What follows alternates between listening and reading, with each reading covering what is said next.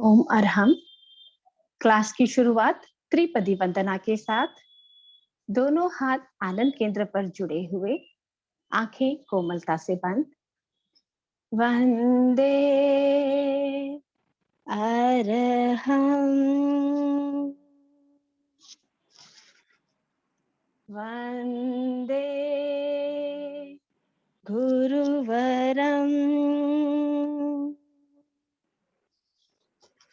वंदे सच्चम।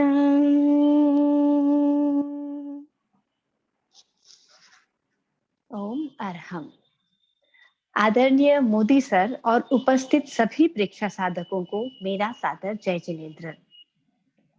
आज की क्लास में आप सभी का हार्दिक स्वागत है।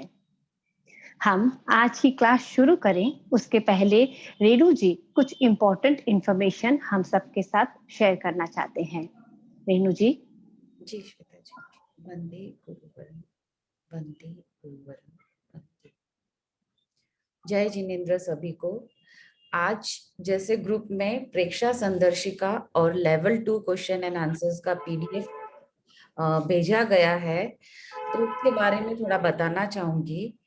प्रेक्षा संदर्शिका आपको लेवल 2 नोट्स बनाने में बहुत यूजफुल रहेगी। अभी ये बुक मिलती नहीं है, इसलिए इसका पीडीएफ भेजा है। तो आप ऐसे इसको जेरोक्स करा के, इसकी स्पाइरल बाइंडिंग करा के, इसको आप बहुत यूजफुल रहेगा नोट्स के लिए। तो प्लीज इसको यूज करें। और स्पेशली इसमें प्रक्रिया इतनी अच्छी तरीके से दी गई है जो आपकी जीवन विज्ञान रूपरेखा में नहीं दिया गया है। तो ये इसका एक पॉइंट ये भी बेनिफिट आपको होगा कि प्रक्रिया आपको बहुत अच्छे से इसमें समझ में आएगी, और कुछ क्वेश्चन और समाधान इसमें दिए गए हैं, वो भी बहुत यूजफुल रहेगा। तो प्लीज आप सब लोग इसका ऐसे एक प्रिंट आउट निकाल के स्पाइरल बाइंडिंग जरूर करा ले, और नोट्स बनाने के लिए बहुत यूजफुल है। Secondly, level 2 question and answers का भी आप ऐसे प्रिंट आउट निकाल के ऐसा स्पाइरल बाइंडिंग करा सकते हैं। इसमें बहुत इंपॉर्टेंट क्वेश्चंस है, तो इसको जरूर आप पढ़िएगा। तो जो भी ग्रुप में भेज रहे वो आप प्लीज नोट डाउन करें। और एनाटॉमी का भी पीडीएफ भेजा था, तो जिसको इंग्लिश में चाहिए वो इंग्लिश में निकाल ले प्रिंट आउट, जिसको हिंदी में यूजफुल है वो हिंदी में प्रिंट आउट करवा ले ऐसे, और पढ़ाई करने में भी यूजफुल रहेगा। तो ये 3 चीज सबको करानी है लेवल 2 में: एनाटॉमी के नोट्स, लेवल 2 के क्वेश्चन एंड आंसर्स, और प्रेक्षा संदर्शिका बुक। और एक अटेंडेंस इस बार इम्प्रूवमेंट आया है डेली ध्यान का, और भी कोई लोग अगर भेजना चाहे तो भेज सकते हैं नीलपा जी को। और जो रेस्पिरेटरी सिस्टम के वीडियो आपको भेजे गए हैं, प्लीज उसे देखिए, तो आपको बहुत हेल्प करेगा वो अंडरस्टैंड करने में। तो जो भी चीज आपको भेजी जा रही है ग्रुप में, प्लीज उसको फॉलो करें। Om Arham. Thank you so much Renu ji, आगे भी हमारा इसी प्रकार मार्गदर्शन करते रहें। इस महीने का हमारा टॉपिक है श्वास प्रेक्षा। पिछली क्लास में हमने श्वास प्रेक्षा के प्रयोजन और आध्यात्मिक पक्ष के बारे में जाना। आज हम इसके वैज्ञानिक पक्ष के बारे में भी जानेंगे। प्रेक्षा ध्यान एक अनुपम अवदान है जो संपूर्ण मानव जाति के लिए एक वरदान है। आचार्य श्री महाप्रज्ञ जी ने अपनी एक पुस्तक मैं कौन हूं में लिखा है कि कबीर ने लिखा, कस्तूरी कुंडल बसे ढूंढे बनमाही। अर्थात कस्तूरी तो मृग की नाभि में है और वह उसे जंगल में ढूंढ रहा है। यही स्थिति कुछ हमारी भी है। आनंद का स्रोत हमारे भीतर है और हम उसे धन और वैभव में ढूंढ रहे हैं। श्वास लेने की कला भीतर में प्रकाश का प्रस्फुरण करती है। नींद की बीमारी है, अगर आपको रात को ठीक से नींद नहीं आती तो श्वास का अभ्यास करें, इस समस्या से छुटकारा मिल जाएगा। मन में तरह तरह की अनिष्ट कल्पनाएं आती है तो श्वास प्रेक्षा का अभ्यास करें, समस्या समाहित हो जाएगी। मन डामाडोल है, अगर किसी कार्य में मन नहीं लगता है, चित्त की अस्थिरता है या स्मरण शक्ति कमजोर है तब श्वास को साधें, मन शांत हो जाएगा और चित्त ठिकाने आ जाएगा। चिंता और तनाव आज के युग के सबसे बड़ी देन है। श्वास के अभ्यास से इस परेशानी से भी मुक्ति पाई जा सकती है। एक तरह से कह सकते हैं कि हजारों तालों की एक चाबी है श्वास लेने की सही प्रक्रिया। इस प्रक्रिया को अपनाएं। यह जीवन की समस्याओं को समाहित करने के लिए रामबाण औषधि साबित हो सकती है। तो श्वास परीक्षा के वैज्ञानिक पक्ष को प्रस्तुत करने और हमें इसकी सही विधि बताने के लिए हमारे बीच उपस्थित हैं सूरत से डॉक्टर माया जी। माया जी, आप बाय प्रोफेशन एक BAMS डॉक्टर हैं। आपने yoga and science of living में MA किया है। आप बहुत ही कुशल प्रेक्षा ध्यान लेवल 2 ट्रेनर हैं और आप सूरत सिटीलाइट तेरापंथ भवन में लेवल 1 एंड लेवल 2 के स्टूडेंट्स को एनाटॉमी पढ़ाते हैं। आप पिछले कई वर्षों से प्रेक्षा ध्यान से जुड़े हैं और निरंतर अपनी सेवाएं दे रहे हैं और ह्यूमन एनाटॉमी जैसे सब्जेक्ट को आप एकदम सरल और सिंपल तरीके से बहुत इंटरेस्टिंग बना देते हैं। तो मैं सादर आमंत्रित करती हूँ माया जी, आप श्वास परीक्षा के वैज्ञानिक पक्ष को प्लीज हमारे बीच प्रस्तुत करें। वंदे ओम अरहम। गुरुवरम, वंदे गुरुवरम, वंदे गुरुवरम।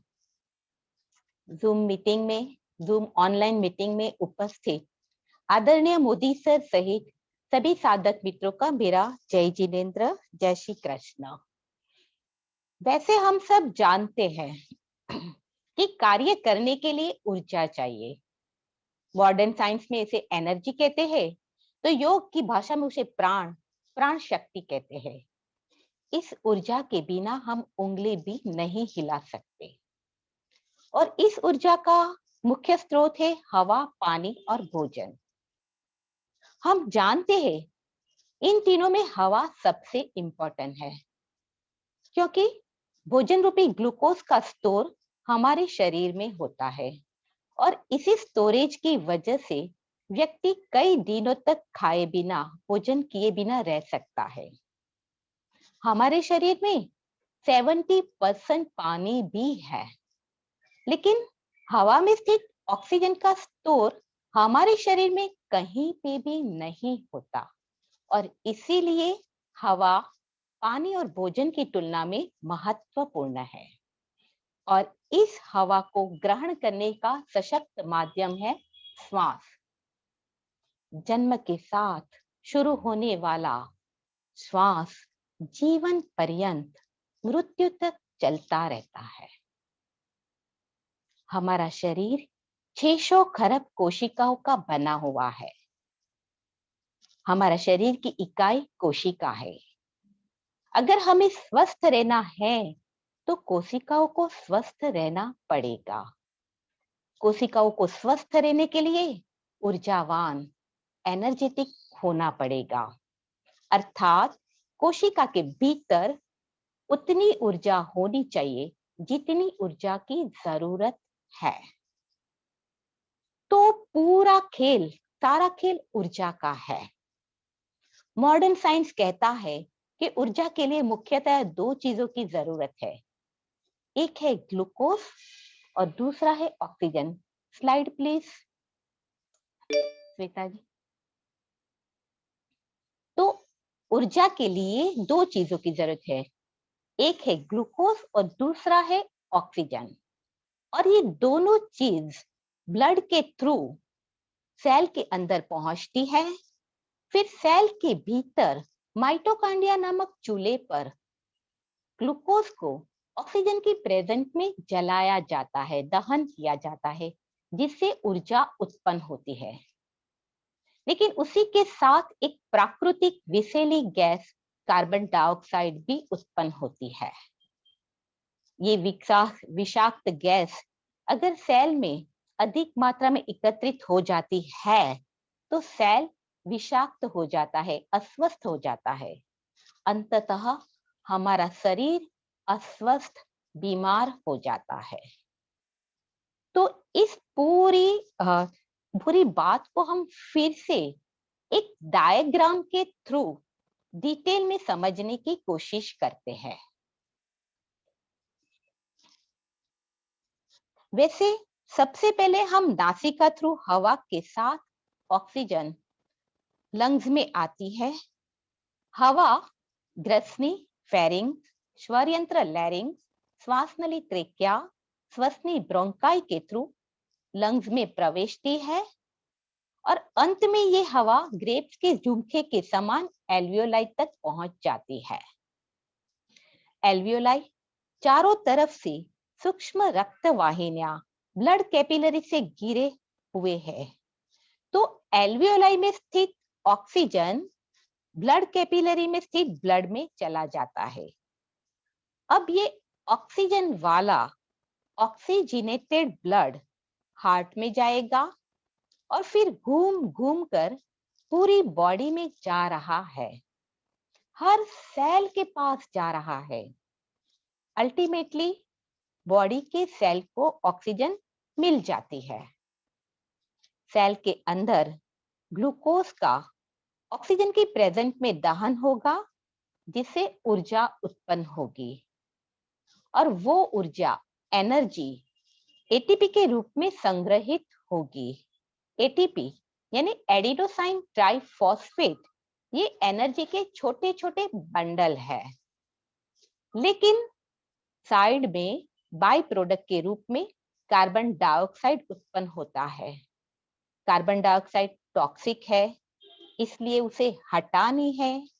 अगर ज्यादा कार्बन डाइऑक्साइड सेल के अंदर हो गई तो सेल मर जाएगा।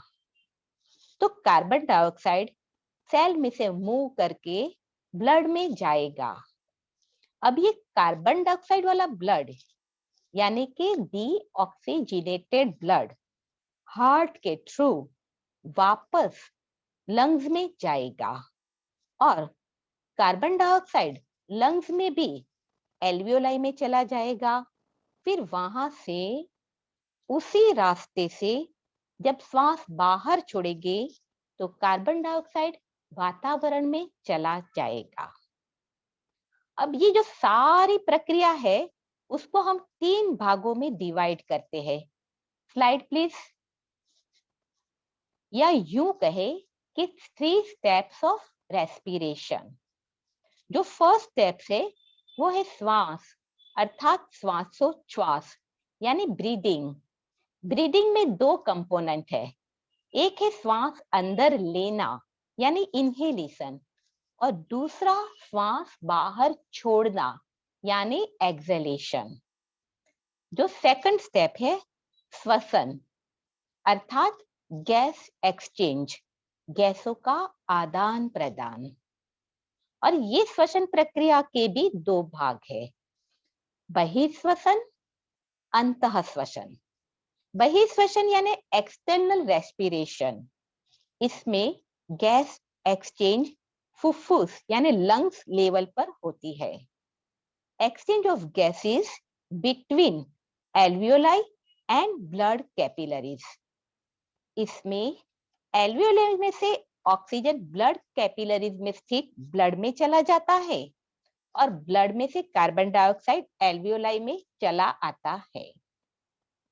अंतःश्वसन इंटरनल रेस्पिरेशन, इसमें गैस एक्सचेंज कोशिका सेल लेवल पर होती है। Exchange of gases between cell and blood capillaries, इसमें ब्लड में से ऑक्सीजन सेल में चला जाता है और सेल में स्थित कार्बन डाइऑक्साइड ब्लड में चला आता है। ये हुआ सेकंड स्टेप। थर्ड स्टेप कोशिकीय श्वसन सेल्यूलर रेस्पिरेशन। इसमें सेल के अंदर ग्लूकोज को ऑक्सीजन की प्रेजेंट में बर्न करके ऊर्जा का उत्पादन किया जाता है और ये सेल्यूलर मेटाबॉलिज्म का एक भाग ही है जिसे कैटाबोलिक भी कहते हैं। तो ये जो रेस्पिरेटरी सिस्टम का बेसिक फंक्शन क्या है, इसमें मेन फंक्शन है ऑक्सीजन को ब्लड में लाना और कार्बन डाइऑक्साइड को ब्लड से रिमूव कर देना। और इसके लिए हमें सम्यक रूप से श्वास लेना और छोड़ना चाहिए। सम्यक रूप से breathe in and breathe out करना चाहिए। ऐसा क्यों? क्योंकि इन तीनों स्टेप्स में देखा जाए तो श्वास लेना और छोड़ना कुछ हद तक हमारे हाथ में है। ये क्रिया वॉलेंटरी भी है और इनवॉलेंटरी भी है, जबकि अंतःश्वसन बहिर्श्वसन मीन्स गैस एक्सचेंज और कोशिकीय श्वसन सेल्यूलर रेस्पिरेशन यानी सेकंड एंड थर्ड स्टेप, ये दोनों इनवॉलेंटरी अनैच्छिक है, हमारे हाथ में नहीं है। Means second and third steps of respiration हमारे हाथ में नहीं है, फर्स्ट स्टेप्स हमारे हाथ में है। तो जो चीज, जो क्रिया हमारे हाथ में है उसे हमें सम्यक रूप से करना चाहिए। अर्थात फर्स्ट स्टेप श्वासोश्वास ब्रीदिंग सम्यक रूप से करना चाहिए। अब सम्यक श्वास अर्थात श्वास लेने का सही तरीका, प्रॉपर मेथड ऑफ ब्रीदिंग। तो सम्यक श्वास लेने का सही तरीका क्या है? तो नाक से श्वास लेना चाहिए, धीरे धीरे लयबद्ध श्वास लेना और धीरे धीरे लयबद्ध श्वास छोड़ना चाहिए। श्वास भरे तब पेट फूले, श्वास छोड़े तब पेट सिकुड़े, यानी कि डायाफ्राग्मेटिक ब्रीदिंग होना चाहिए।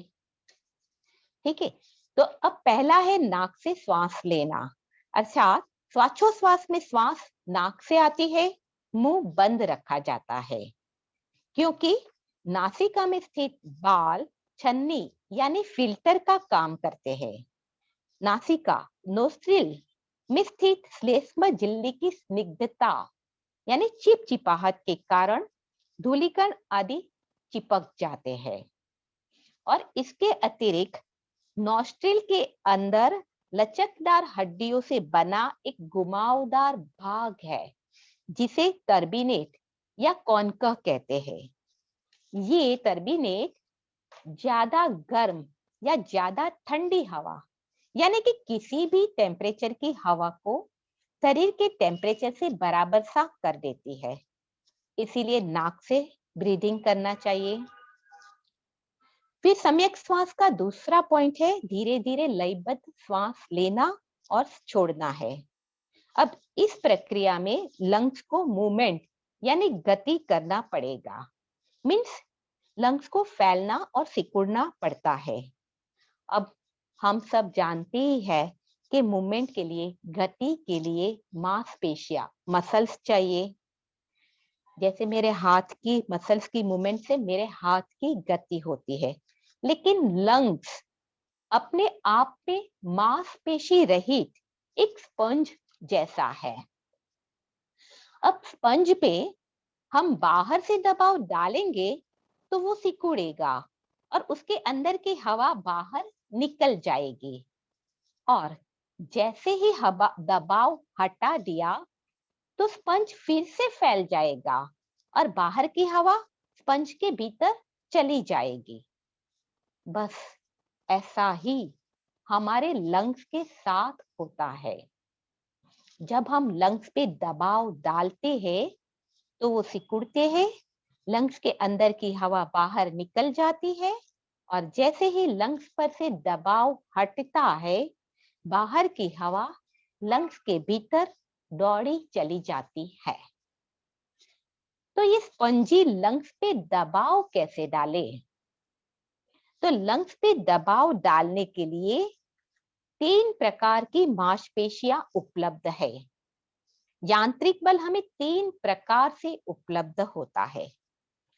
एक है तनुपट डायाफ्राम, दूसरी है अंतरपशु का मांसपेशियां इंटरकॉस्टल मसल्स, और तीसरी है हंसली की मांसपेशियां यानी कि क्लेविकल मसल्स।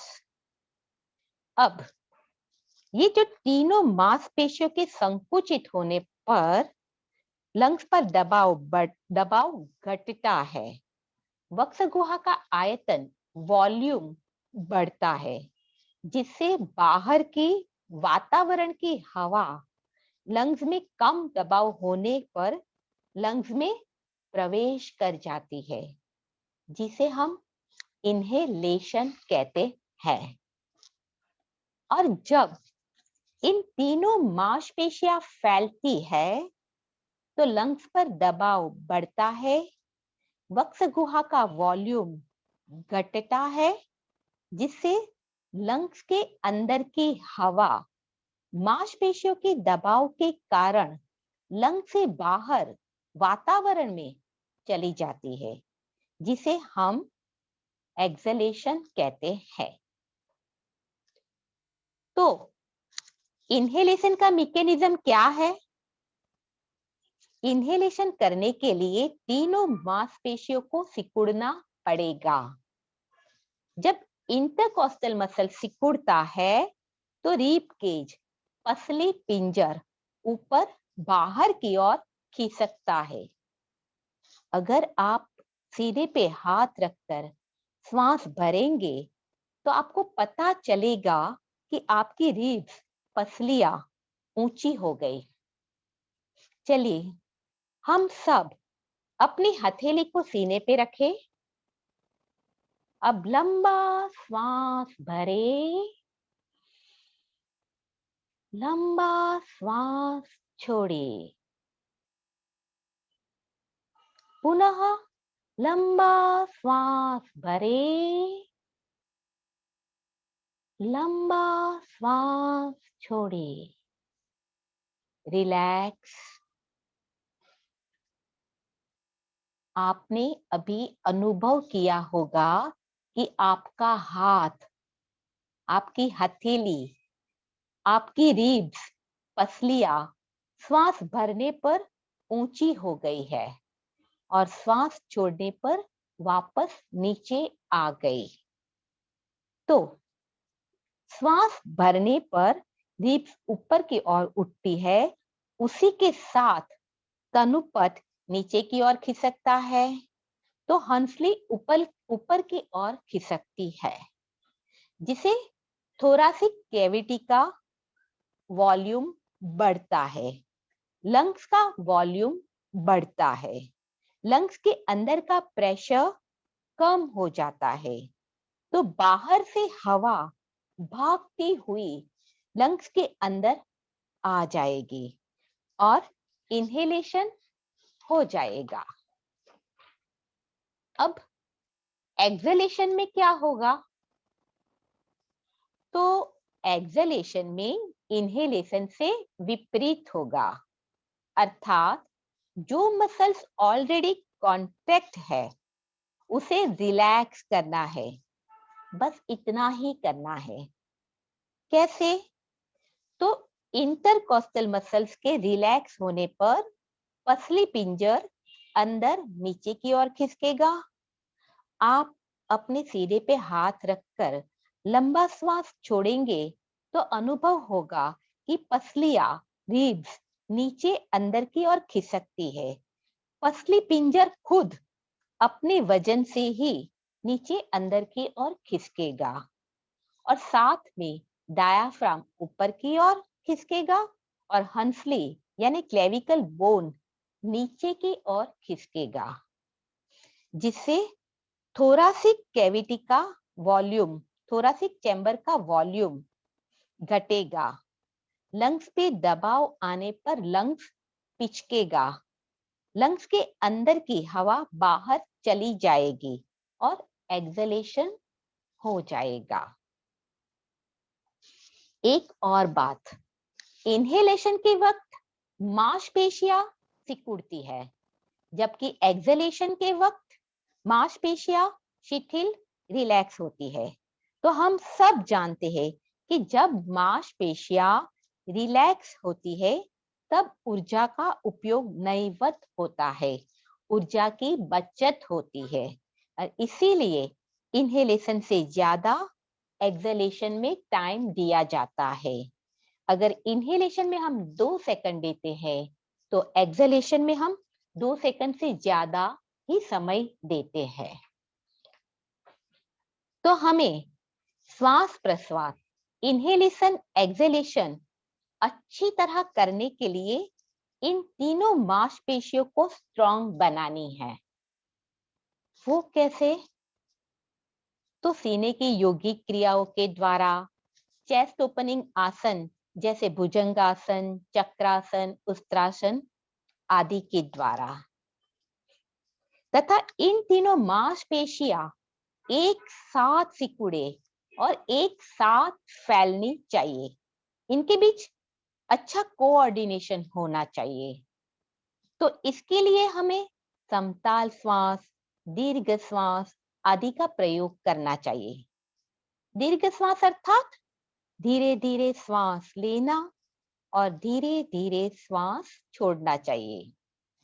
समताल श्वास अर्थात एक बार श्वास लेने और छोड़ने में जितना समय लगे उतना ही समय प्रत्येक आवृत्ति में लगाना चाहिए।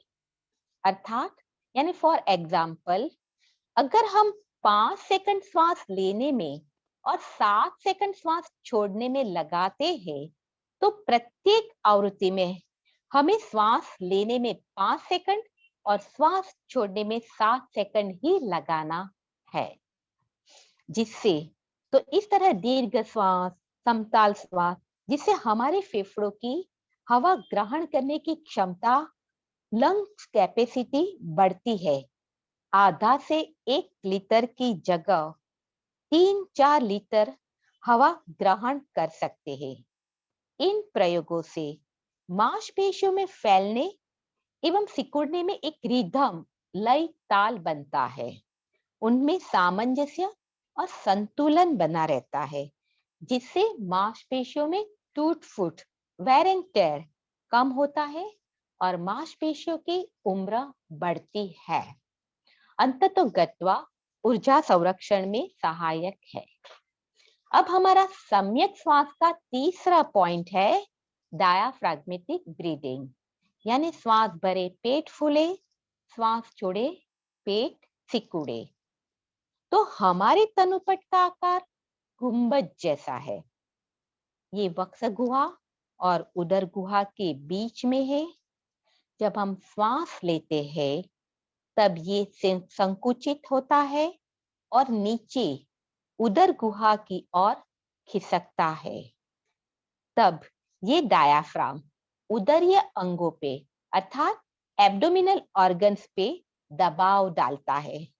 मीन्स ये आमाशय, पक्वाशय, स्मॉल एंड लार्ज इंटेस्टाइन आदि पे दबाव डालता है और ये ऑर्गन्स एब्डोमिनल वॉल पे यानी कि पेट की दीवार पे दबाव डालते हैं, जिससे पेट की दीवार आगे की ओर, बाहर की ओर फैलती है, जिससे पेट फूलता है, यानी श्वास लेने पर पेट फूलता है। अब जैसे ही श्वास छोड़ते हैं, तनुपथ शिथिल होकर ऊपर की ओर खिसक कर पुनः गुंबज का आकार धारण कर लेता है, जिसे एब्डोमिनल ऑर्गन्स पे जो दबाव था वो हटता है और एब्डोमिनल वॉल पे भी दबाव था वो भी हटता है, जिसे पेट सिकुड़ता है, यानी श्वास छोड़ने पर पेट सिकुड़ता है। तो सही श्वास या सम्यक श्वास में हमने 3 बातें देखी। नाक से श्वास लेना है, धीरे धीरे लयबद्ध श्वास लेना और छोड़ना है, श्वास भरे तब पेट फूले, श्वास छोड़े तब पेट सिकुड़े, और ये क्रिया एक ही बार में लयबद्ध रूप से की जानी चाहिए। अर्थात हवा का भीतर प्रवेश निरंतर होना चाहिए। श्वास की गति सहसा कम या ज्यादा न होनी चाहिए। अब जो हमें बात करनी है वो ये है कि श्वास का कंट्रोल कैसे होता है।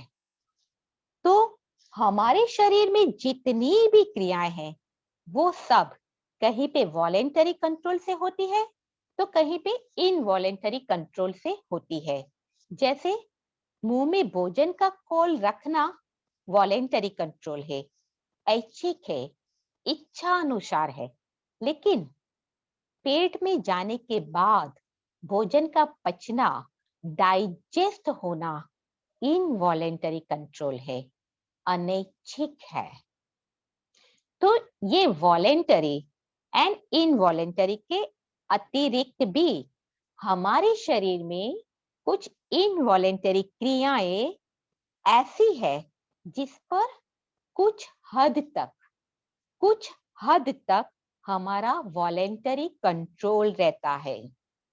Some involuntary action have voluntary control to a some extent, जैसे कि ब्रीदिंग, सलाइवेशन, डेफिकेशन एक्सेट्रा।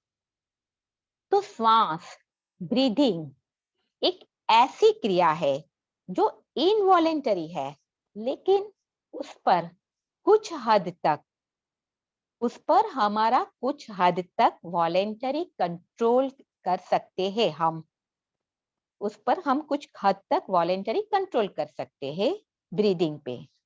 अब जैसे कि बलून फुलाने के लिए या मोमबत्ती बुझाने के लिए हम जानबूझकर कॉन्शियसली तेज रेचन, तेज एक्सहेलेशन करते हैं, या जब हम महाप्राण ध्वनि या ओमकार करते हैं तब हम कॉन्शियसली धीरे धीरे एक्सहेलेशन करते हैं।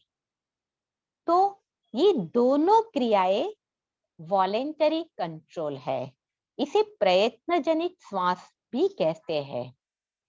लेकिन जब हम सो रहे होते हैं, जब हम अपने श्वास के प्रति कॉन्शियस, जागरूक नहीं है, तब भी हमारी श्वास चलती रहती है, तब ये इनवॉलेंटरी कंट्रोल है। इसे सहज श्वास भी कहते हैं। तो नींद में हमारी श्वास इनवॉलेंटरी चल रही है, तो ये इनवॉलेंटरी कंट्रोल कौन करता है? नींद में हमारी श्वास को कौन हैंडल कर रहा है? मस्तिष्क में, ब्रेन में पीछे की ओर मेडुला में एक सेंटर है, रेस्पिरेटरी सेंटर। ये सेंटर जब भी हम नींद में हैं या खा रहे हैं या पढ़ रहे हैं, तब हमारी श्वास को संभालता है, हमारी श्वास को इनवॉलेंटरीली कंट्रोल करता है। ये centre rate and rhythm of breathing control करता है।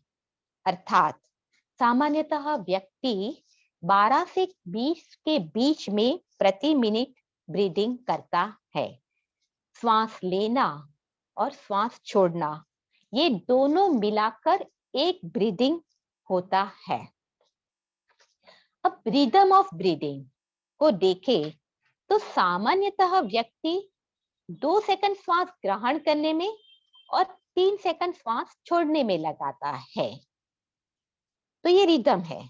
तो इस प्रकार का सेटिंग हमारे रेस्पिरेटरी सेंटर में सामान्यतः नॉर्मली बना होता है, जो इनवॉलेंटरी रूप से यानी सहज रूप से चलता रहता है।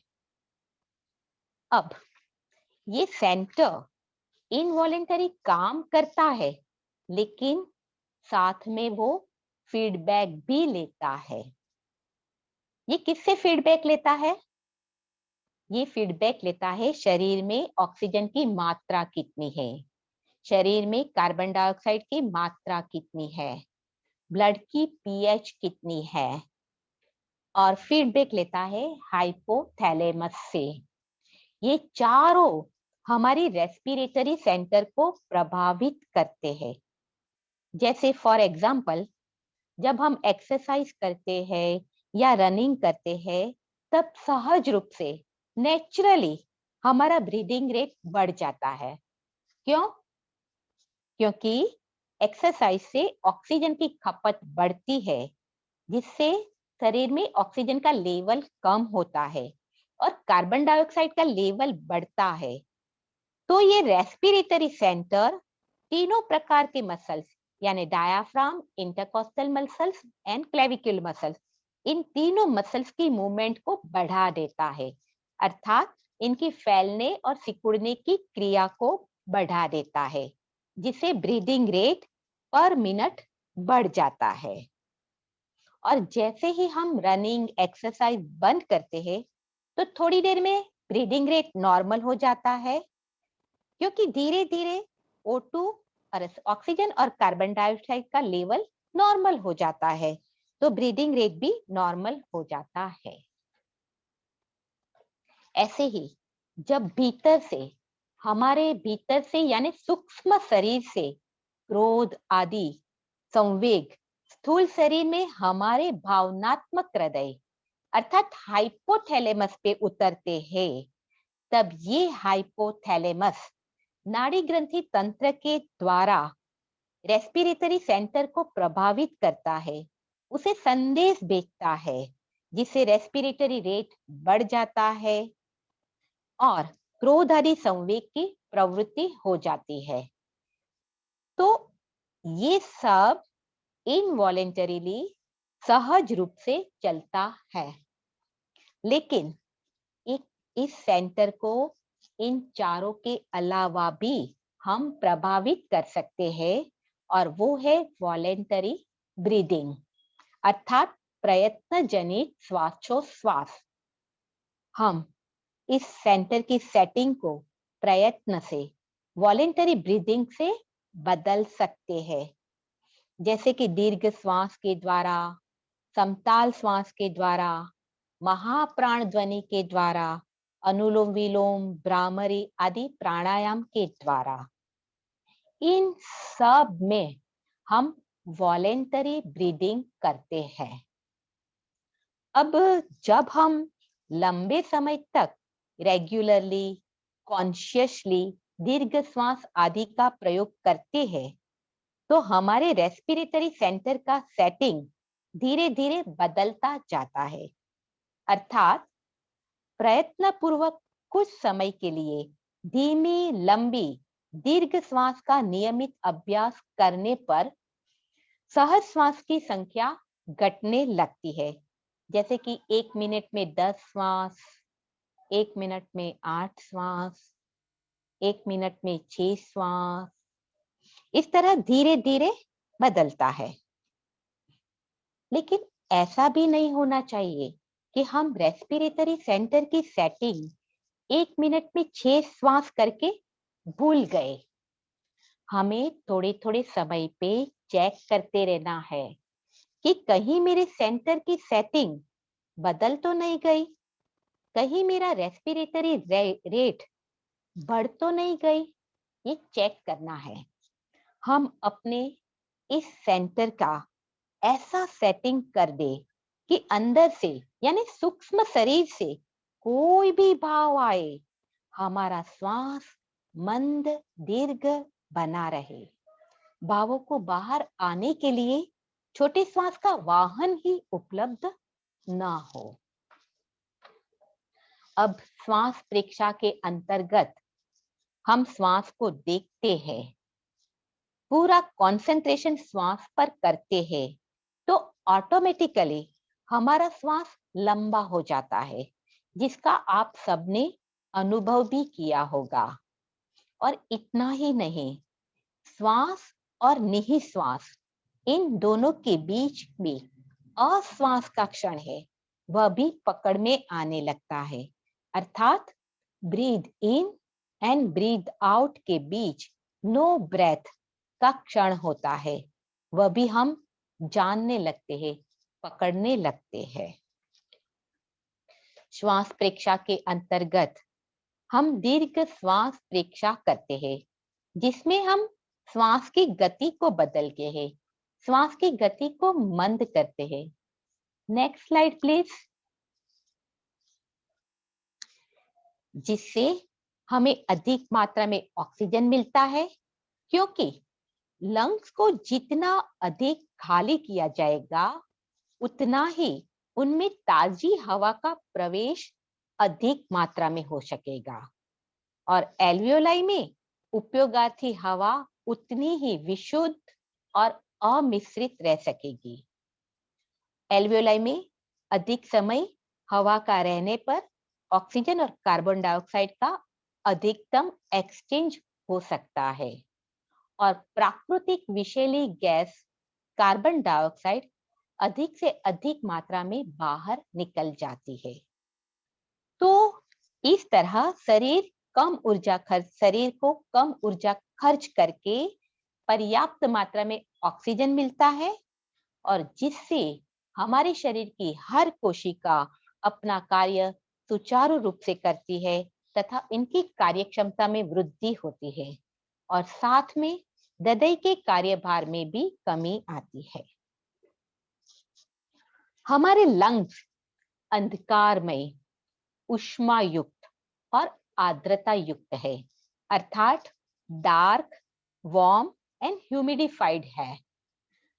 तो ऐसी जगह पे टीबी जैसे खतरनाक जीवाणुओं का पनपना स्वाभाविक है, लेकिन सम्यक श्वसन से, दीर्घ श्वास से, हवा के अच्छी तरह आवागमन से संपूर्ण फेफड़ों की अच्छी तरह सफाई हो जाती है। शरीर में आर्टरी, धमनियां के द्वारा ब्लड पूरे शरीर में फैलता है, जबकि सिराएं, वेन्स के द्वारा ब्लड वापस आता है। अब रक्त को शरीर में भेजना और शरीर से वापस लाना, इन दोनों क्रियाओं में बल की जरूरत पड़ती है, पुशिंग एंड पुलिंग पावर। शरीर में धमनियों, आर्टरीज के द्वारा रक्त को भेजने में जो बल, पुशिंग पावर की जरूरत है, वो हार्ट के पंपिंग के द्वारा मिल जाता है। लेकिन शरीर में से रक्त को वापस लाने के लिए, वापस खींचने के लिए जो पुलिंग पावर लगता है, उसे चूषण बल, चूषण शक्ति या सक्शन पावर कहते हैं। ब्लड को ग्रेविटेशनल फोर्स के अपोजिट जाकर पुल करना, खींचना पड़ता है और इसके लिए अत्यधिक चूषण बल की सक्शन पावर की जरूरत रहती है। तो ये लंबे मंद श्वास के द्वारा लंग्स में एक प्रकार की अत्यधिक शक्तिशाली चूषण शक्ति, सक्शन पावर पैदा होता है, जिससे लीवर आदि अंगों में एकत्रित रक्त को अच्छी तरह वापस लाया जाता है। तो इस तरह सीरिय रक्त संचार, वीनस ब्लड सर्कुलेशन को बेहतर और सक्रिय बना जाता है और इसी प्रकार हार्ट एंड लंग्स, इन दोनों के अच्छे कोऑर्डिनेशन से शरीर में ब्लड सर्कुलेशन को श्रेष्ठ बनाया जाता है। सामान्यतः किसी भी अंग में गड़बड़ी हो, चाहे एनाटॉमिकली हो, फिजियोलॉजिकली हो, लेकिन योग की भाषा में अंग की गड़बड़ी का कारण माना जाता है प्राण का असंतुलन। जब हम चित्त को किसी अंग पर केंद्रित करते हैं तो प्राण धारा वहां बहने लगती है और सब कुछ ठीक होने लगता है। तो प्राण की सक्रियता की पृष्ठभूमि में प्राण का प्रवाह कार्य करता है। तो ये प्राण का प्रवाह, प्राण धारा महत्वपूर्ण है। हम दीर्घ श्वास के द्वारा इस प्राण धारा को प्रभावित कर सकते हैं, जिससे उस बीमार अंग को पूर्ण रूप से या अंशतः भी ठीक कर सकते हैं। कभी कभी ऐसा भी होता है कि हमारी प्राण धारा एक्यूट न्यू इन्फेक्शियस डिसीज, जैसे कि ये कोरोना, को पूर्णतः ठीक करने में समर्थ न भी हो, तो भी हमारी ये प्राण धारा शरीर की रोग प्रतिकारक शक्ति, इम्यूनिटी पावर को तो बढ़ाती है। तो इस तरह शरीर को रोग मुक्त रखने में निश्चित ही महत्वपूर्ण योगदान देती है। तो इस प्राण धारा को हम दीर्घ श्वास के द्वारा प्रभावित कर सकते हैं। गहरी सांस लेने पर, दीर्घ श्वास लेने पर हमारे पोस्चर में सुधार आता है। गलत पोस्चर गलत श्वास से संबंधित है। इसकी जांच आप खुद भी कर सकते हैं। अभी आप सभी गहरी श्वास लेने की कोशिश करें और इस प्रक्रिया के दौरान आप नोटिस करें कि शरीर कैसे सीधा होने लगता है। जब फेफड़ों में हवा भरते हैं तो शरीर खुद ही रीढ़ को सीधा करने लगता है, मेरुदंड को सीधा करने लगता है। जब व्यक्ति गुस्से में, थका हुआ या डरा हुआ होता है तो उसकी मांसपेशियां स्टिफ हो जाती है, कड़ी हो जाती है और उसकी सांस भी शैलो, छोटी हो जाती है। उस समय शरीर को ऑक्सीजन की जितनी मात्रा की जरूरत है उतनी मात्रा नहीं मिल रही होती। लेकिन जब से ही हम लंबा गहरा श्वास लेते हैं, पूरी प्रक्रिया उलट जाती है और आपका शरीर शिथिल और दिमाग शांत होने लगता है। Natural pain killer. जब गहरी श्वास लेते हैं तो शरीर एंडोर्फिन रिलीज करता है, जो कि एक अच्छा न्यूरोट्रांसमीटर है और शरीर के द्वारा बनाया गया एक नेचुरल पेन किलर है। अब अल्फा वेव्स की बात करें तो ब्रेन फ्रीक्वेंसी मस्तिष्कीय तरंगों पर हमारा सीधा नियंत्रण नहीं है। कायोत्सर्ग में जब हमारी श्वास की गति कम होती है तब ब्रेन फ्रीक्वेंसी अल्फा कम होकर अल्फा रेंज में आती है। तो श्वास की गति को हम दीर्घ श्वास के अभ्यास से भी कम करके मस्तिष्क तरंगों को हम अल्फा रेंज में ला सकते हैं। और हम सब जानते ही हैं कि अल्फा रेंज की स्थिति में मस्तिष्क रिलैक्स एवं बहुत क्रिएटिव होता है। अब श्वास प्रेक्षा, नेक्स्ट स्लाइड प्लीज। श्वास प्रेक्षा के अंतर्गत समवृत्ति श्वास प्रेक्षा करते हैं, जिसमें हम श्वास की दिशा बदलते हैं, अल्टरनेट नॉस्ट्रिल से ब्रीदिंग करते हैं। अब समवृत्ति श्वास प्रेक्षा के बारे में हम डिटेल में बात नहीं करेंगे, थोड़ी सी ही बात करेंगे। तो हमारी चेतना नाड़ी संस्थान में है और इसी नाड़ी संस्थान की 72,000 नाड़ियां हमारे शरीर में है। हमारे ऋषि मुनियों ने अपने भीतर देखकर इन नाड़ियों को खोज निकाला है और इनमें मुख्य 3 नाड़ियां है, ईड़ा, पिंगला, सुषुम्ना। ईड़ा का संबंध है लेफ्ट नॉस्ट्रिल से, पिंगला का संबंध है राइट नॉस्ट्रिल से।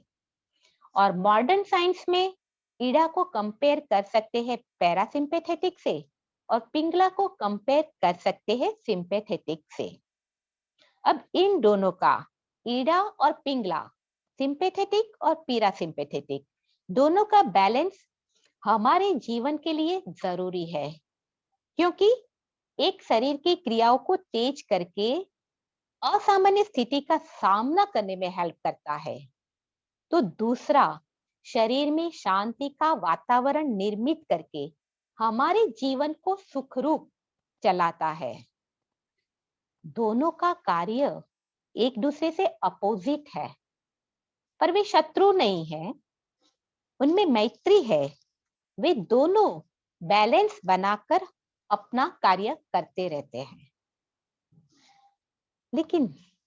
लेकिन हमारे जो आवेश आवेग है, वो आवेश आवेग इन दोनों के बीच का बैलेंस बिगाड़ देते हैं। तो इन दोनों में मैत्री बनाए रखने का, इन दोनों में बैलेंस बनाए रखने का कार्य करता है हमारा समवृत्ति श्वास प्रेक्षा। जब इन दोनों में बैलेंस होगा तो नाड़ी संस्थान शुद्ध होगा, अर्थात नर्वस सिस्टम के भीतर विद्युत प्रवाह, न्यूरोट्रांसमीटर आदि की क्वालिटी और क्वांटिटी में पॉजिटिव चेंजेस आएगा। फिर ग्रंथियों के स्राव संतुलित होते हैं, भाव धारा निर्मल होगी, चित्त शुद्ध होगा, अति इंद्रिय क्षमता का विकास होता है। अब नेक्स्ट, श्वास प्रेक्षा के दौरान बीच बीच में हम श्वास संयम का प्रयोग करते हैं। क्यों? तो हठ योग प्रदीपिका में भी कहा गया है चले वाते चलम चित्तम निश्चले निश्चलम भवेत। अर्थात प्राणों के चलायमान होने पर चित्त भी चलायमान होता है और प्राणों के निश्चल होने पर मन भी स्वतः निश्चल हो जाता है। इसीलिए जब ध्यान के दौरान हमारे मन में विचारों का प्रवाह उमड़ता है, तब श्वास संयम के प्रयोग के द्वारा प्राण वायु को रोककर प्राण को निश्चल करते हैं, मन को मिलने वाली प्राण धारा को स्थगित करते हैं, जिससे मन भी स्वतः शांत हो जाता है, श्वास पर एकाग्र हो जाता है। श्वास संयम को कुंभक भी कहते हैं। मुख्यतः कुंभक दो प्रकार के हैं, अंतः कुंभक, बाह्य कुंभक। श्वास को भीतर रोकना अंतः कुंभक कहते हैं और इसमें हवा को फेफड़ों के भीतर रोकने से लंग्स बलून की माफक फूलते हैं, अधिक मात्रा में ऑक्सीजन मिलता है और हम जानते हैं कि oxygen is the best tonic. तो अंतः कुंभक से शारीरिक लाभ मिलता है। अब श्वास को बाहर रोकना बाह्य कुंभक कहलाता है। बाह्य कुंभक में हम पूरा श्वास खाली करते हैं। श्वास खाली करने पे लंग थोड़ा सा पिचक जाते हैं, कॉन्ट्रैक्ट होते हैं। जब हम बाह्य कुंभक करते हैं तब शुरुआत में अप्रोक्सीमेटली 20 to 30 सेकंड तक हमारा शरीर और मन शांत रहता है, मन की एकाग्रता बढ़ती है। पर जब धीरे धीरे जब ये कुंभक का समय बढ़ता जाता है तो शरीर में ऑक्सीजन एंड कार्बन डाइऑक्साइड का बैलेंस बिगड़ता जाता है। तब ब्रेन की ओर ब्लड फ्लो बढ़ता जाता है। स्वाभाविक है क्योंकि ये हमारे शरीर की हेड ऑफिस है, शरीर की सारी सिस्टम को नियंत्रित करता है तथा और ज्यादा स्ट्रांगली फीडबैक देने के लिए ब्लड फ्लो ब्रेन की ओर बढ़ता है। तथा तीसरी बात ये है कि जब हमारे शरीर में कुछ सेल ऐसे भी होते हैं जो थोड़ा काम करते हैं और ज्यादातर सोए रहते हैं, उनमें सक्रियता एक्टिवनेस बहुत कम होती है। जैसे क्लास में एक कोने में बैठा हुआ लड़का, टीचर जो पढ़ाते हैं वो कभी सुनता है कभी नहीं सुनता, कोई रिएक्शन नहीं होता, लेकिन जब टीचर अचानक कोई क्वेश्चन उसे पूछते हैं तो वो सजग हो जाता है, वो एक्टिव हो जाता है। बस वैसे ही कुछ सेल हमारे शरीर में होते हैं। जब हम बाह्य कुंभक करते हैं तो ऑक्सीजन की शॉर्टेज होती है और तब ये सोए हुए सेल जग जाते हैं, ऑक्सीजन प्राप्त करने के लिए एक्टिव हो जाते हैं। तो इस तरह बाह्य कुंभक में मुख्यतः 3 चीजें होती है। बाह्य कुंभक की शुरुआत में मन शांत होता है जो मानसिक स्वास्थ्य बढ़ाने में हेल्पफुल है। ब्रेन में ब्लड फ्लो बढ़ता है जिससे कुंभक के अभ्यास के बाद भी मस्तिष्क को अधिक रक्त मिलता रहता है, जिससे मानसिक शक्तियों का विकास होता है और सोए हुए सेल एक्टिव हो जाते हैं, जिससे पूरे शरीर में सक्रियता का संचार बढ़ता है। तो इस तरह बाह्य कुंभक की प्रैक्टिस के द्वारा धीरे धीरे समय मर्यादा बढ़ाकर मन की एकाग्रता बढ़ाकर मानसिक स्वास्थ्य की प्राप्ति कर सकते हैं। इसी के साथ ओम Arham.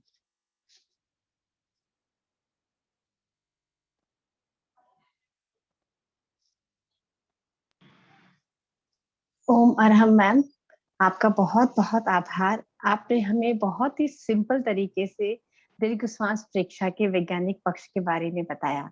Thank you so much ma'am. अब मैं सभी पार्टिसिपेंट से निवेदन करूंगी कि यदि आपके इस टॉपिक के रिलेटेड कोई क्वेश्चन है तो या तो आप अपना हैंड रेज कर सकते हैं या फिर आप अपना प्रश्न चैट बॉक्स में लिखकर भेज सकते हैं। चंदा जी दुग्गड़ का हैंड रेज है। चंदा जी अपने आप को अनम्यूट करें प्लीज। जय जिनेन्द्र, ओम अरहम। थैंक यू जय माया मैम। जिनेन्द्र, जय जिनेंद्र। मैम मेरा एक क्वेश्चन था कि जो हम श्वास निश्वास करते हैं, ऑक्सीजन कार्बन डाइऑक्साइड, तो ये हवा है, और हवा मतलब जीव है या अजीव है? पहला तो ये, तो हवा स्वयं जीव है ऐसा हमने तत्व ज्ञान में पढ़ा है। और तत्व जैसे उसी में तत्व की दृष्टि से देखते हैं तो श्वासोच्छ्वास की जो वर्गणा है वो कर्म पुद्गल है और कर्म अजीव है। तो जो हम ग्रहण कर रहे हैं वो श्वासोच्छ्वास की वर्गणाएं हैं, और यहाँ पे अगर हम O2 CO2 देखते हैं तो वो क्या है फिर? वो जीव, क्योंकि हवा में जीव है, हवा स्वयं एक जीव है। तो ये दोनों मेरे को कंफ्यूज हो रहा है थोड़ा सा, आप क्लियर करें प्लीज। चंदा जी, सॉरी, मैं आपके क्वेश्चन का आंसर नहीं दे सकती। मुझे ये जीव जीव अजीव ये तत्व ज्ञान वाला जो है मेरे को समझ में नहीं आता, तो मैं सर से रिक्वेस्ट करूंगी कि सर प्लीज आप ही कुछ बताइए। हाँ, ठीक है, एक बार ये प्रश्न पूरा दोबारा लिख कर भेज देंगे, अगले वीक उनका आंसर दे देंगे। अभी दूसरी क्वेरी ले लीजिए। थोड़ा देखिए, एक चंदा जी, जैसे विषय जो होना और एक्सपर्ट जो आए हैं, हमें क्वेश्चन भी उसी के अनुसार पूछना चाहिए, क्योंकि आज विषय है श्वास प्रेक्षा का वैज्ञानिक दृष्टिकोण। तो आप वैज्ञानिक कोई दृष्टिकोण वाली बात पूछिए, आज क्वेश्चन वही चलने चाहिए। Okay sir. Sir next query है जी। प्लीज लीजिए। मनीषा जी नाहटा, अपने आप को अनम्यूट करें और अपना प्रश्न पूछें। ओम मैम, एक्चुअली उन्होंने जो क्वेश्चन पूछा है ना, उस बारे में लास्ट ईयर मंजू मैम से हम लोगों का डिस्कशन हुआ था। तो उन्होंने, सॉरी मैं बता रही हूँ, बीच में बोल रही हूँ आप लोगों के, उन्होंने बताया वातावरण में जो हवा वायु है वो तो सजीव है, पर हमारा शरीर जिसे ग्रहण कर रहा है वह अजीव तत्व है। तो एट द एंड यही रिजल्ट है कि हम जो सांस को ग्रहण कर रहे हैं वह अजीव तत्व है, वह जीव तत्व नहीं है। और सर मेरा ये क्वेश्चन था कि ये जो स्वास्थ्य परीक्षा के क्वेश्चंस वगैरह है, अगर हम लोगों को थोड़ा सा हिंट मिल जाता कि किस तरह के क्वेश्चंस आएंगे, जिससे अगर कोई पेपर अगर डिस्कस हो जाता क्लास में तो सुविधा रहती।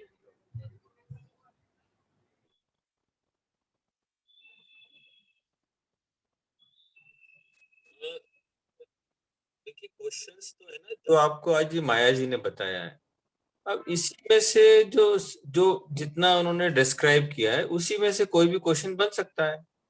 सपोज करो बनेगा कि भाई बाह्य कुंभक के क्या लाभ है, माया जी ने बताया वो लिख दीजिए।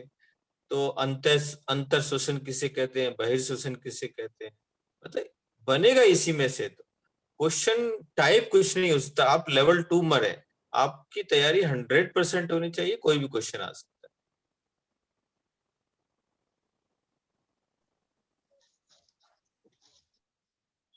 संगीता जी हिंगड़, अपने आप को अनम्यूट करें। जय जिनेंद्र, मेरा सर से क्वेश्चन है कि जो सेकेंड लेवल के कितने क्या शिविर होंगे और कब एग्जाम देनी, वो थोड़ा हमें क्लियर करें ना, क्योंकि बहुत सारा कंफ्यूजन है इसमें हमको।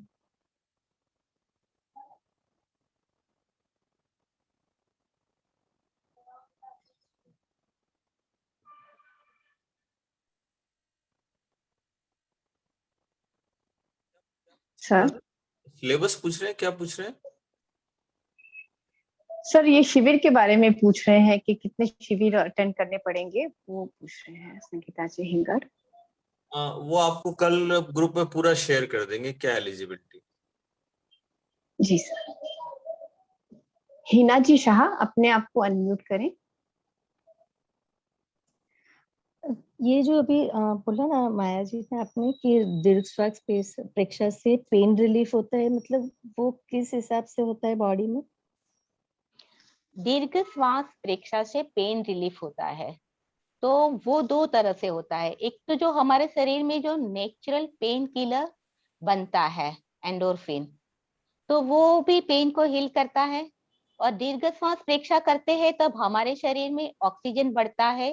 दीर्घ श्वास प्रेक्षा हमारी प्राण धारा को प्रभावित करता है और फिर जब हम दीर्घ श्वास से हमारे शरीर में ऑक्सीजन बढ़ेगा। Oxygen is the best tonic. Oxygen हमारे शरीर में हीलिंग भी करता है, हमारे शरीर को चलाता भी है।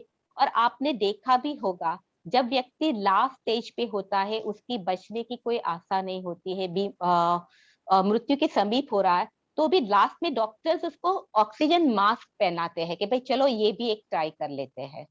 तो oxygen is the best tonic, और इसीलिए ऑक्सीजन के द्वारा, बस यही से उसी के द्वारा हम पेन में भी राहत होता है। Thank you ma'am.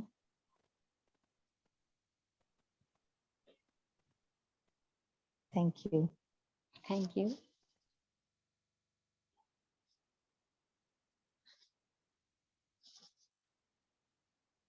अपने पुष्पा जी अपने आप को अनम्यूट करें प्लीज।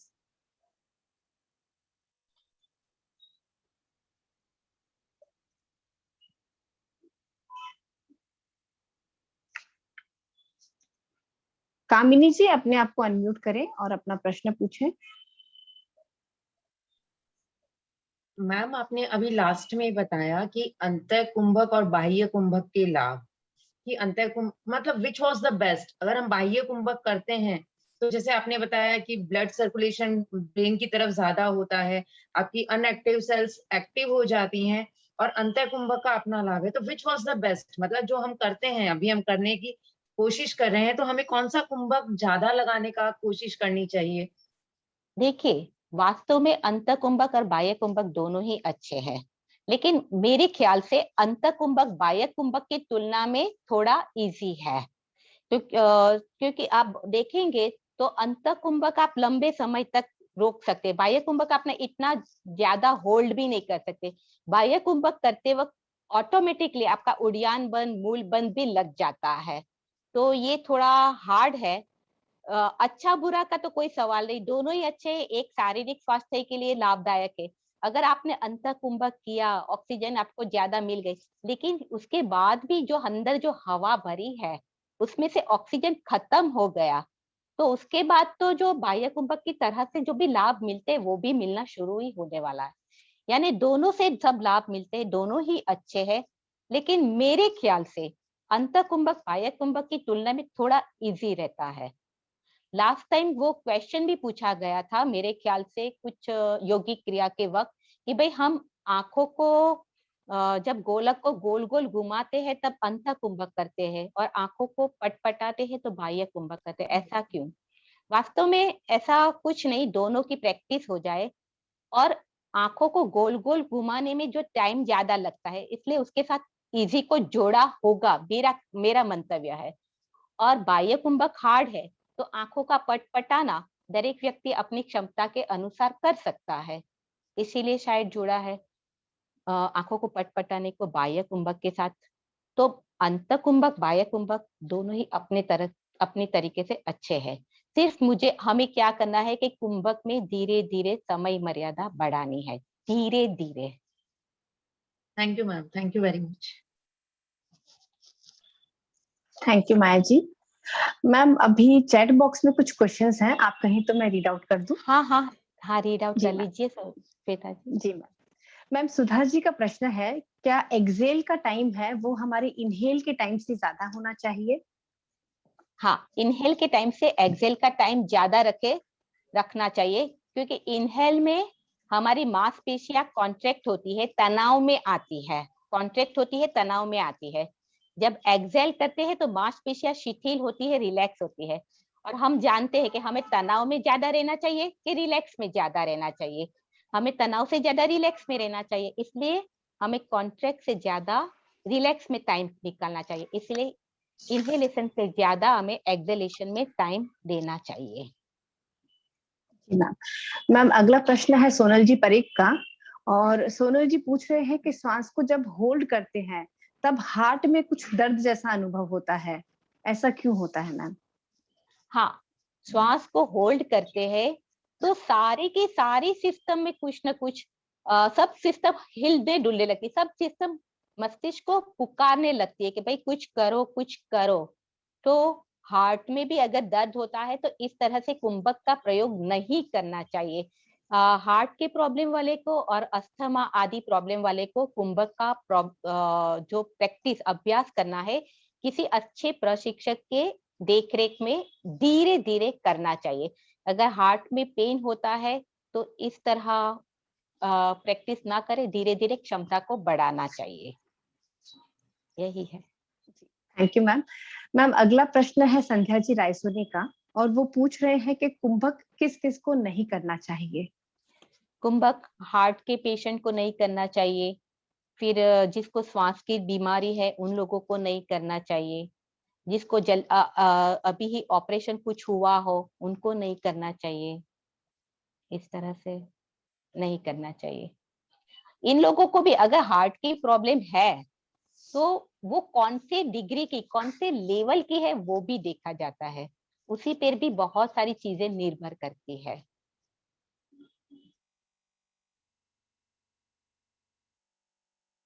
एक प्रश्न चैट बॉक्स में और है मैम। मैम जब उबासी आती है तो क्या ऑक्सीजन लेवल कम होता है या टायर्डनेस होता है? नीलम जी का क्वेश्चन है। जब उबासी आती है, यौन आता है तो सामान्य रूप में हमारे शरीर में जो कार्बन डाइऑक्साइड का जो लेवल बढ़ा है उसको अच्छी तरह निकालने के लिए होता है, तो उससे कार्बन डाइऑक्साइड का लेवल घटता है शरीर में, ये कह सकते हैं। Thank you ma'am. मैम एक हैंड रेज है, पुष्पा जी अपने आप को अनम्यूट करें। हाँ, जय जिनेंद्र। जय जिनेंद्र। हाँ आ रही है, बोलिए। हाँ, माया जी, जैसे हम दीर्घ श्वास का प्रयोग करते हैं ना, मतलब लंबे समय तक, तो मतलब मस्तिष्क में भी एक मतलब एक वैसा महसूस होता है, तो वो वैसा हो सकता है क्या? दीर्घ मतलब श्वास से प्रयोग से, मस्तिष्क, हाँ, मस्तिष्क में भी एक मतलब ऐसे लगता है जैसे श्वास हमारी मस्तिष्क में ऐसे मतलब एक श्वास का एक अनुभव होता है, तो ऐसा हो सकता है? हो सकता है। मस्तिष्क में कुछ अलग सा अनुभव हो सकता है, मस्तिष्क में नहीं पूरे शरीर में भी कहीं पे भी अलग अनुभव हो सकता है, अलग अलग क्योंकि ये मस्तिष्क में शरीर के अलग अलग भागों में भी हो सकता है, क्योंकि हम अपनी दीर्घ श्वास के द्वारा प्राण धारा को प्रभावित करते हैं, और प्राण धारा यानी कि नाड़ियों में बहने वाला इलेक्ट्रिक करंट न्यूरोट्रांसमीटर को प्रभावित करते हैं, तो अलग सा अनुभव हो सकता है। और ये अनुभव हमारे लिए शायद ये जो बदलाव हो शायद हमारे लिए पॉजिटिव ही होगा। Thank you Maya ji. नमस्ते। Thank you ma'am. Kamini ji आप अपना प्रश्न पूछें। Just a minute. Okay ma'am आपने एक जगह ये बताया था कि जब मतलब लंग्स को ऑक्सीजन नहीं मिलती है तो वहां पर फंगल इन्फेक्शन होने का भी आपने क्वेश्चन, मतलब मेरे को क्वेश्चन बराबर हाँ। पूछने को नहीं आ रहा है। अच्छा मैं वो पॉइंट बता देती हूँ कि हाँ। हमारे लंग्स देखा जाए ना तो लंग्स के अंदर अंधेरा होता है। वैसे जब हम जन्म लेते हैं उस वक्त पिंक कलर का होता है, लेकिन धीरे धीरे जैसे हम बड़े होते जाते हैं तो हमारे लंग्स का कलर थोड़ा डार्क होता जाता है, यानी लंग्स में अंधेरा होता है, फिर वो गर्म अंदर से होता है और उसमें आर्द्रता होते हैं, वो पानी पानी जैसा होता है, ह्यूमिडिफाइड होता है। तो आप घर में भी देखेंगे, घर में अगर किसी जगह पे अंधेरा होता है, गर्म होता है और पानी सा भरा रहता है तो वहां फंगस हो जाएगा, कुछ ना कुछ कीटाणु मच्छर हो जाते हैं, कुछ ना कुछ हो जाता है घर के कोने में भी। तो ऐसे हमारे लंग्स भी अंदर से डार्क वार्म और ह्यूमिडिफाइड होगा तो उसमें टीबी या कोई भी जर्म्स इजीली ग्रो कर लेते हैं, इजीली पनप सकते हैं। तो उनकी सफाई अच्छी तरह होनी चाहिए। अब लंग्स की सफाई कैसे हो? तो लंग्स की सफाई जब हम दीर्घ श्वास लेते हैं तब अच्छी तरह हो जाती है। तो दीर्घ श्वास से या दीर्घ श्वास से ही नहीं, अगर हम सम्यक रूप से श्वास लेते हैं तो भी अच्छी तरह सफाई हो जाती है। ऐसा मैडम ये सिस्टम तो फिर बॉडी के इनर पार्ट्स के साथ सबके साथ होना चाहिए, मतलब ये जो हर एक मतलब पार्ट के अंदर अंधेरा नहीं होता ना, ऐसा जरूरी नहीं है हर एक पार्ट में।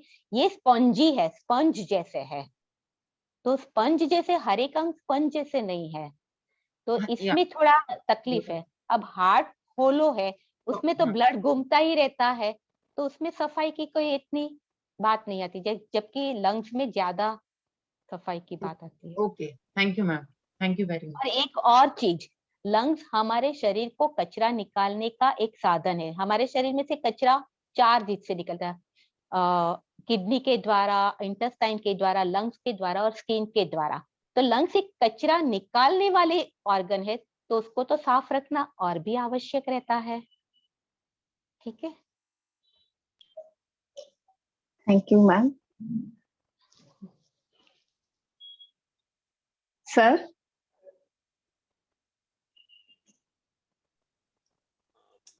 मोदी सर।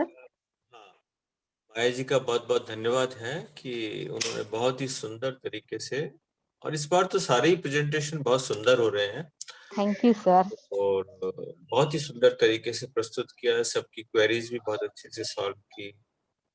तो अच्छा है, बहुत अच्छा है। और आज कोई क्वेरी नहीं है, सपना जी ने कोई क्वेरी नहीं भेजी है, तो आज फिर यही संपन्न करते हैं। और चंदा जी का जो प्रश्न था वो लिख कर भेज देंगे, तो अगले सेशन में वो ले लेंगे हम। तो सबके प्रति क्यों श्वेता जी करें संपन्न? जी सर, प्लीज सर। जी, सबका बहुत बहुत आभार, जो माया जी का, श्वेता जी का, रेणु जी का, जो सब जुड़े हुए हैं, सबका बहुत आभार। सभी के हाथ जुड़े हुए गुरुदेव के प्रति कृतज्ञता ज्ञापित करेंगे। प्रेक्षा प्रणेता आचार्य महाप्रज्ञ जी के प्रति, प्रेक्षा अनुशास्ता आचार्य महाश्रमण जी के प्रति, और इस संसार में जितने भी गुरु हैं, आचार्य हैं, जो मोक्ष का मार्ग बता रहे हैं, कल्याण का मार्ग बता रहे हैं, उन सब गुरुओं के प्रति, आचार्यों के प्रति भी कृतज्ञता ज्ञापित करेंगे। कृतज्ञोस्मि हम सब गुरुदेव के प्रति आभारी। कृतज्ञोस्मि हम सब गुरुदेव के प्रति आभारी। कृतज्ञोस्मि हम सब गुरुदेव के प्रति आभारी। कृतज्ञोस्मि सर, हम सब आपके भी बहुत बहुत आभारी हैं। Thank you so much sir. कृतज्ञोस्मि हम सब, माया जी आपके भी बहुत बहुत आभारी हैं। थैंक यू सो मच माया जी। हम सबके आभारी है। अगली क्लास में हम फिर मिलेंगे अगले सोमवार, यही टाइम 8 से 9 बजे। तब तक आप सभी स्वस्थ रहें, सुरक्षित रहें, आसन, प्राणायाम और ध्यान का नियमित अभ्यास करें, और ध्यान की अटेंडेंस निश्चित रूप से निल्पा जी को भेजें। हम सब फिर मिलेंगे अगले सप्ताह किसी एक बहुत ही इंटरेस्टिंग टॉपिक के साथ। तब तक ओम अरहम। आज की क्लास को संपन्न करेंगे।